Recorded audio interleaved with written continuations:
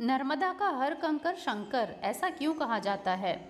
सनातन धर्म में नदियों का विशेष महत्व है। इन्हें पावन और पवित्र माना जाता है। गंगा नदी की तरह नर्मदा नदी की भी पूजा की जाती है। नर्मदा नदी के लिए कहा जाता है कि नर्मदा के हर कंकर में शंकर का वास है।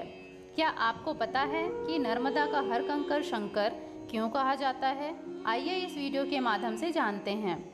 कहा जाता है कि नर्मदा नदी की सालों की तपस्या के बाद ब्रह्मा जी प्रसन्न हुए और नर्मदा नदी को वरदान मांगने को कहा। नर्मदा ने वरदान मांगा कि मुझे गंगा नदी के समान कर दीजिए। तब ब्रह्मा जी ने कहा कि कोई देवता शिव की और कोई पुरुष विष्णु की बराबरी कर ले, कोई नगरी काशी की बराबरी कर ले, तब कोई दूसरी नदी गंगा के समान हो सकती है।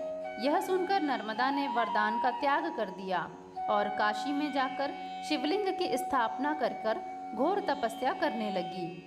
तब शिवजी ने प्रसन्न होकर नर्मदा नदी को दर्शन दिए और वरदान दिया कि तुम्हारे तट पर जितने भी पत्थर हैं वे शिवलिंग के रूप में हो जाएंगे।